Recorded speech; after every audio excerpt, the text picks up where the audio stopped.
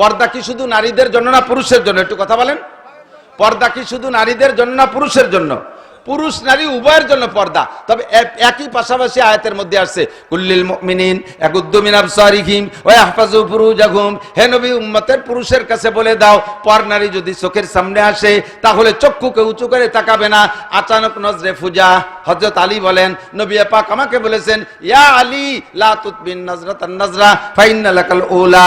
হে আলী, যদি অপরিচিত মহিলা, পর মহিলা যাদের সাথে তোমার বিবাহ জায়েজ আছে, এরকম মহিলারা যদি তোমার সামনে এসে যায়, আচানক যদি নজর পড়িয়ে যায়, তাহলে ফাইন্না লাকান নাজরাতুল উলা, প্রথম যেবার তাকাইছো একবার, লা তুতবিন নাজরাতান নাজরা, ওই নারীর দিকে দ্বিতীয়বার চোখ তুলে তাকাবা না। তাহলে একবার তাকানোর অনুমতি। কয়বার? একবার তাকাইয়া ঘন্টা খানিক চাই থাকলেন। একবার কি এত খানিক নাকি? একবার চোখ পড়ার সাথে সাথে কি করতে হবে তা আল্লাহ শিখিয়ে দিয়েছে। কুল্লিল মুমিনিন ইয়াগুদ্দু মিন আবসারিহিম, চক্ষু নিচু করে ফেলো, দ্বিতীয় আর চোখ উঠাবা না, সাথে সাথে চোখ নিচু করো। এরপরে আয়াতে আছে ওয়া কুল্লিল মুমিনাত ইয়াগুদ্দু মিন আবসারিহিন্না ওয়া ইয়াহফাজনা ফুরুজাহুন্না। হে নবী, আপনার উম্মত মহিলাদেরকে বলে দেন তারাও যেন পর পুরুষকে না দেখে। যদি চোখের সামনে আচানক আইসা যায়, প্রথম নজর দ্রুত চক্ষু নিচু করে, দ্বিতীয়বার আর পুরুষের দিকে তাকাবে না। পর্দার হুকুম দুইজনের একই রকম। পুরুষের পর পুরুষের বডি কোনো নারীরা দেখবে না, পর নারীর বডিও কোনো পুরুষরা দেখবে না। তবে পর্দার সিস্টেম ভিন্ন। নারীরা বাইরে যেতে গেলে মাথার থেকে পাত্তালু পর্যন্ত শরিয়ত সম্মত ঢিলা ঢালা বোরকা পরতে হবে, কিন্তু পুরুষরা বাইরে যাওয়ার সময় বোরকা পরা লাগবে না। পর্দা করতে হবে কিন্তু বোরকা পরা লাগবে না। এবার পুরুষরা তাদের কায়দায় ঘোরাফেরা করলো, এই পোশাকেই চলাফেরা করলাম, এটা আমাদের জন্য বাহিরে যায়। কারণ বাইরের সব কাজ পুরুষের জন্য আল্লাহ রেখেছে। ভ্যান চালাবে পুরুষ, সাইকেল চালাবে পুরুষ, গাড়ি চালাবে পুরুষ, বিমান চালাবে পুরুষ, কথা বলেন, হাল চালাবে পুরুষ, ব্যবসা করবে পুরুষ, কাউন্সিলে যাবে পুরুষ, মেম্বার হবে পুরুষ, চেয়ারম্যান হবে পুরুষ, এমপি হবে পুরুষ, দেশ বিদেশে যাবে পুরুষ, হাট বাজারে যাবে পুরুষ, মাঠঘাটে খেত খামার করবে পুরুষ। কাজেই পুরুষ তারা তাদের সেই অবস্থায় ওপেন ভাবে ঘোরাফেরা করবে। কিন্তু নারীদের যদি প্রয়োজন সাপেক্ষে বাইরে যেতে হয়, তাহলে ওয়াল ইয়াজরিবনা বিখুমুরিহিন্না আলা জুয়ুবিহিন্না। কুরআন শরীফের আয়াত, মাথার থেকে পায়ের তালু পর্যন্ত শরীরটাকে আলাদা একটা ঢিলা কাপড় দিয়ে ঘিরে রাখবে। এবার চোখের সামনে কি করবে? চোখের সামনে মুখরে ঘিরে রেখা, চোখটা একটু বেরোয় রেখা, হাট বাজার দিয়ে ঘুরে দুনিয়ার পুরুষকে দেখিয়ে আসতেছে। তার গাটা ঘিরে রাখছে, আমরা পুরুষরা দেখলাম না, কিন্তু সে যে দুনিয়ার হাটুরে বাজারে পুরুষরে মাগুরা সব পুরুষকে দেখে আসতেছে। এটা কি জায়েজ আছে নাকি? সারা পৃথিবীর সমস্ত প্রেসিডেন্টদের বউ, সারা পৃথিবীর সমস্ত প্রধানমন্ত্রীদের বউ, সারা পৃথিবীর সমস্ত মন্ত্রীদের বউ, সারা পৃথিবীর সমস্ত সচিবদের বউ, সারা পৃথিবীর সমস্ত ডিসিদের বউ, সারা পৃথিবীর সমস্ত সেনা প্রধানের বউ, সবগুলোকে এক পাল্লায় রাখলে নবী আলাইহিস সালামের একটা স্ত্রী সমান ওজন হবে না। বলবেন না ঠিক না বেঠিক? বিশ্বাস হয় না? আল্লাহ তাদেরকে এত সম্মানী করেছেন, এত দামি করেছেন, সেই মহিলাদেরকে টার্গেট করে আয়াত নাজিল হয়েছে। খুব খেয়াল, সেই মহিলাদেরকে নাম ধরে আল্লাহ তাআলা ডাক দিয়ে বলেন, ইয়া নিসা আন-নবী, হে নবীর স্ত্রীগণ, লাস্তুন্না কাহাদিম মিনান নিসা, তোমরা জগতের অন্য নারীদের মতো নও, তোমাদের সম্মান আকাশ জোড়া, তোমরা জান্নাতি, নবী পাকের সাথে জান্নাতে যাবা, নবী পাকের সাথে জান্নাতুল ফেরদাউসে থাকবা, তোমরা উম্মাহাতুল মুমিনিন, কিয়ামত পর্যন্ত আনেওয়ালা সমস্ত মুমিনদের মা হিসেবে সম্মান পেতে থাকবা। তোমরা অন্য নারীদের মতো হলে হবে না। লাস্তুন্না কাহাদিম মিনান নিসা, তোমাদের থেকে জন্ম নেবে, তোমরা নারী জাতি, তোমরা নবীর স্ত্রীগণ, তোমাদের আদর্শ দেখে কিয়ামত পর্যন্ত নারীরা আদর্শ শিখবে। আর এই নারী জাতির থেকে সন্তান জন্ম নেবে, কাজেই তোমরা হলে মডেল। লাস্তুন্না কাহাদিম মিনান নিসা ইনিত তাকাইতুন্না, যদি তোমরা আল্লাহকে ভয় পাও, খেয়াল করি, যদি তোমরা আল্লাহকে ভয় পাও, তাহলে ইনিত তাকাইতুন্না ফালা তাখদানা বিল কওল, পর পুরুষের সাথে প্রয়োজন সাপেক্ষে কথা বলা লাগলে, অনেক সময় মহিলা বাড়ি থাকলে অন্য পুরুষরা আসলে জরুরি বিষয় নিয়ে তাদের সাথে একটু কথা বলা লাগে না?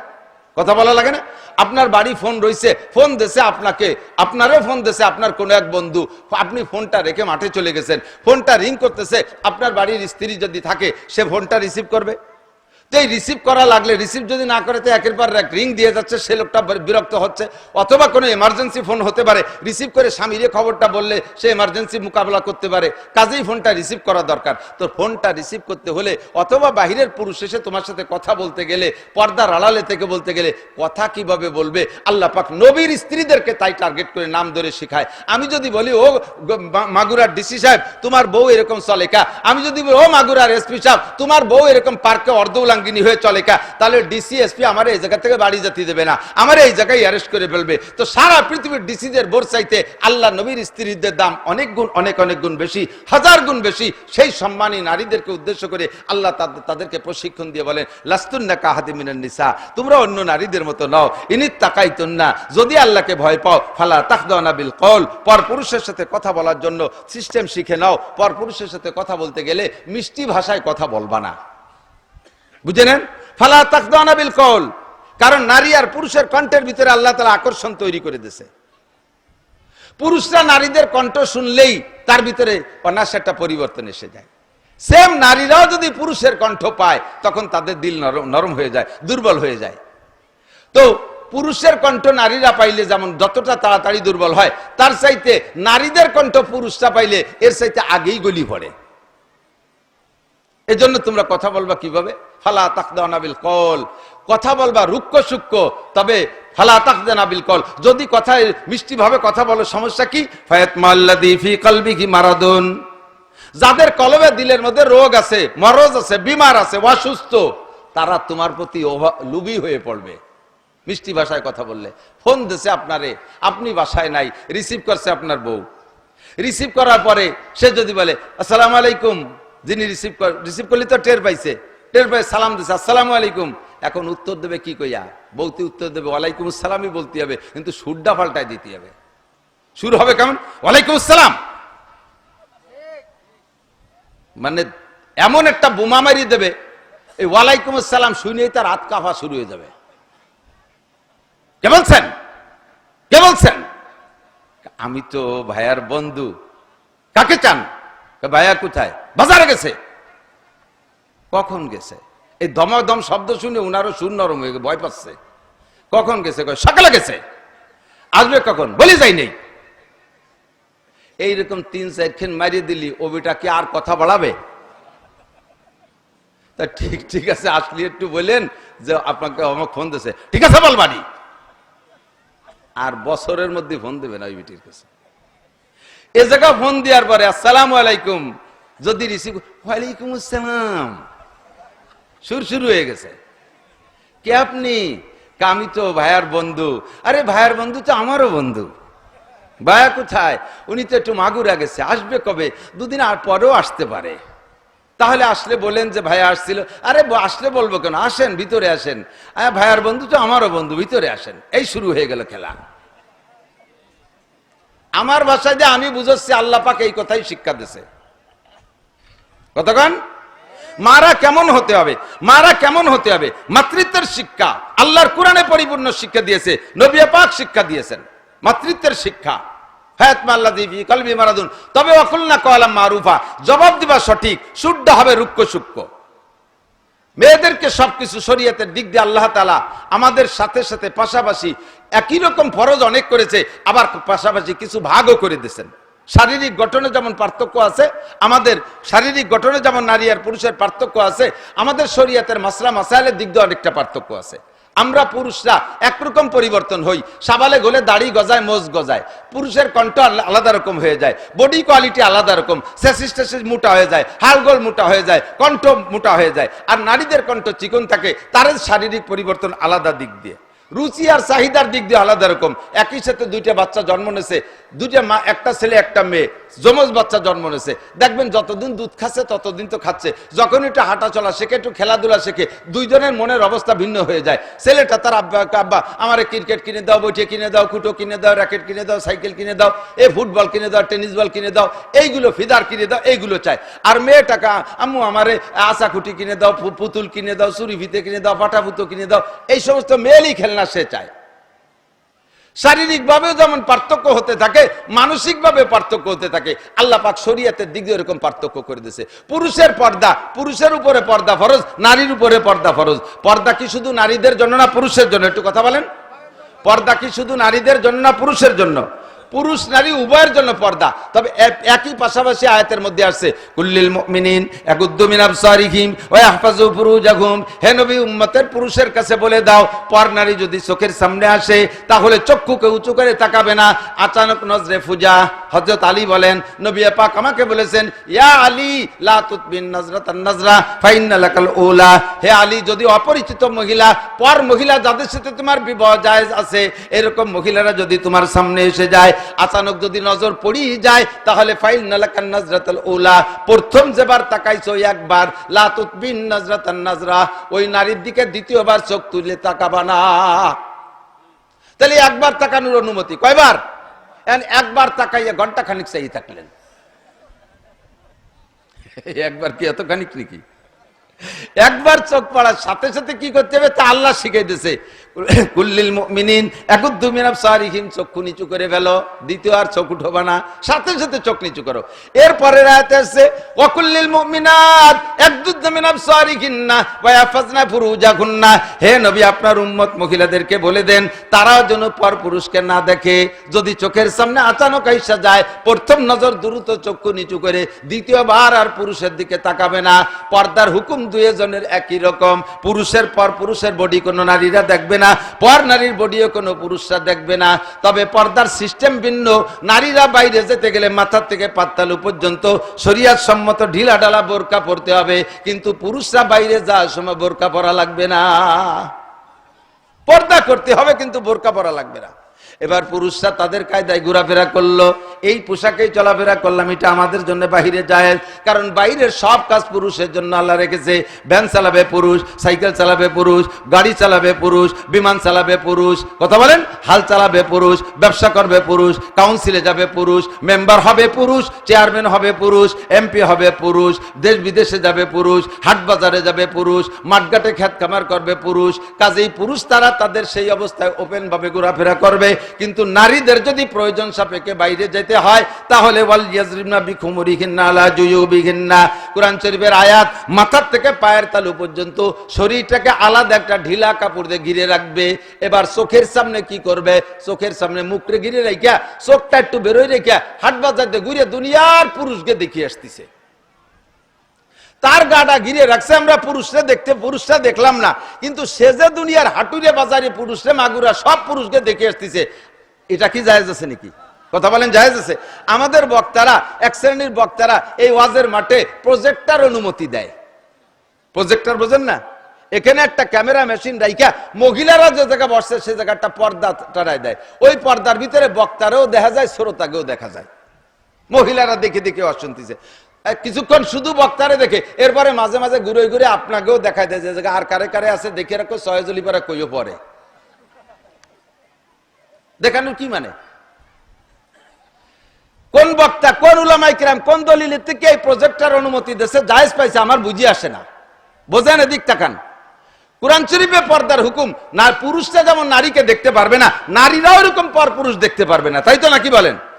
তাহলে এখানে একটা মেশিন দিয়ে পর্দা দিয়ে ওই জায়গা বিটিকে ভিতরে, মহিলাকে ভিতরে পর্দা টানায় প্রজেক্টর দিয়ে, একে সবাই আমাদের পুরুষদেরকে সবাই দেখাচ্ছেন, তা যদি জায়েজ হয় তাহলে ওই জায়গাটা মেশিন দিয়ে এই জায়গাটা পর্দা দেন, আমরাও দেখি কিরা কিরা আইছে। আপনার বউ আইছে না কিরা আইছে একটু দেখে রাখি। তা তো কোনোদিন কোনো হুজুর করলেন না। ও জায়গা তো মেশিন দিয়ে জায়গা পর্দা দিলেন না, বলবেন যে না জায়েজ যায়। তাহলে ওরা যদি আমাদেরকে, আমরা যদি ওদেরকে দেখা না জায়েজ হয়, তো ওরা আমাদের দেখা জায়েজ হবে কেন? পার্থক্য আছে না নাই? আল্লাহ পাক রব্বুল আলামিন এই জায়গা আমাদেরকে বাইরে অনুমতি দিয়েছে, তারা থাকবে ঘরের ভিতরে। ওই আয়াতের ভিতরে আল্লাহ পাক বলেন ওয়াকারনা ফি বুয়ুতিকুন্না, নারীরা ঘরের ভিতরে থাকো, পর্দার মধ্যে থাকো, ওয়ালা তাবাররুজনা তাবাররুজাল জাহিলিয়াতিল উলা, পর পুরুষে আগের জাহে বর্বর যুগের নারীদের মতো বাইরে ওপেনে ঘোরাফেরা করবা না। বোরকা পরবে এমন ভাবে মুখ খোলা বোরকা বোরকা না, মাথা খোলা বোরকা বোরকা না, যেই বোরকায় শরীরের অন্য অঙ্গ প্রত্যঙ্গ শরমের অঙ্গগুলো বাইরে থেকে বোরকার পরে উপর দিয়ে অনুমান করা যায় এরকম বোরকা বোরকা না। পাতলা ফিনফিনে কাপড়ের বোরকা পরছো, বোরকার উপরে আয়না লাগাইছো, বোরকারে এমব্রয়ডারি দিয়ে আকর্ষণ তৈরি করছো, এর নামও বোরকা না। যেই বোরকা পরলে নারীর দিকে তাকাইতে মনে চায় না, ওর মধ্যে মানুষ আছে না, খালি বোরকা ঘুরে বেড়ায়, এরকম একটা ঢিলা ঢালা বোরকা পরতে হবে। নারীদের পর্দা এরকম, যেই মা যত পর্দানশীল হবে ওই মায়ের পেটে সন্তান তত আল্লাহওয়ালা হবে। মওলানা হওয়া জরুরি না, সব সন্তান মওলানা হলে পরে আল চশবে না কেডা?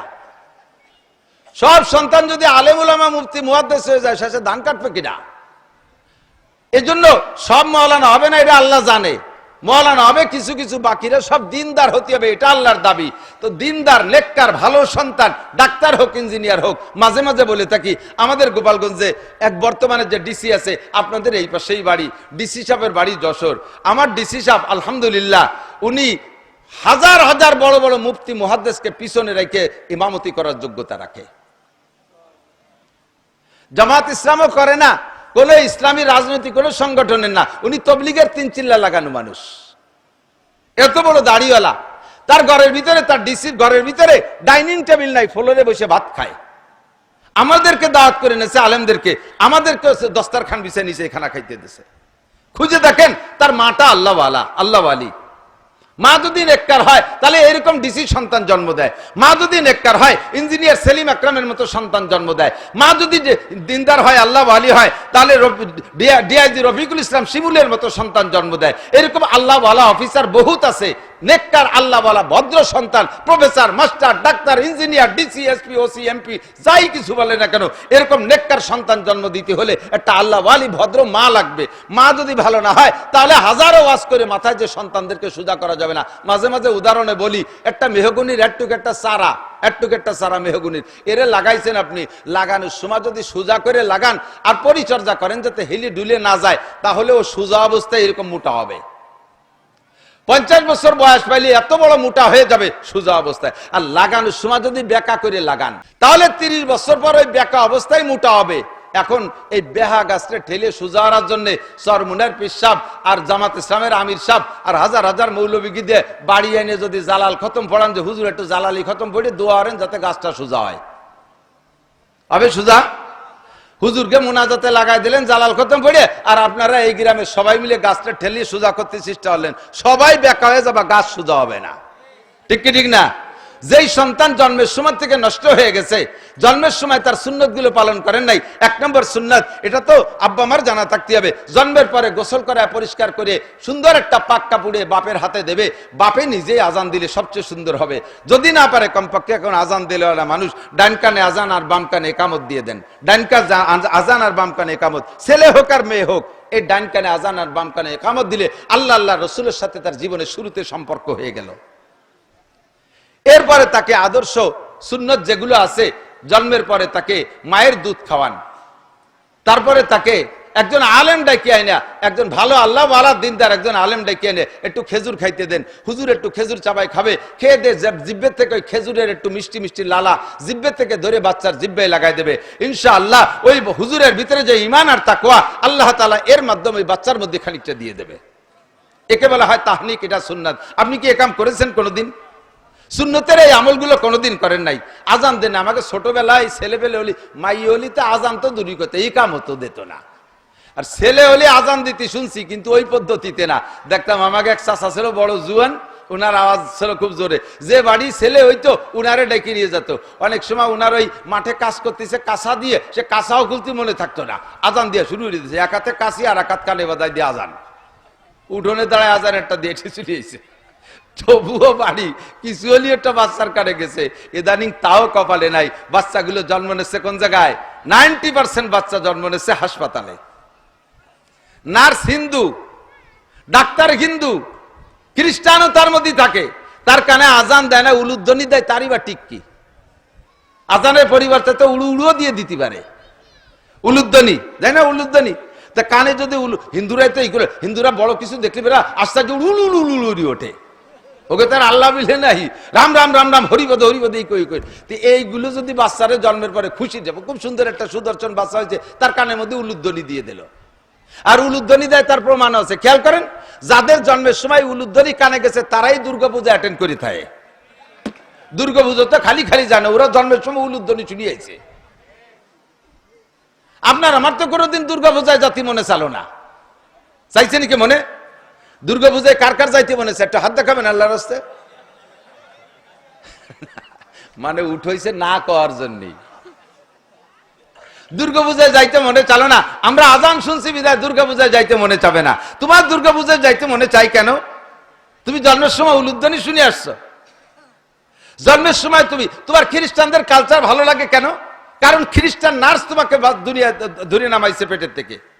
খ্রিস্টানরা সে জায়গা ছিল, তাদের অনেক অপকৌশল আছে। কোন কৌশলে তোমার ভিতরে খ্রিস্টানি আর হিন্দু পয়জন ঢুকে দিচ্ছে তা তুমি জানো না।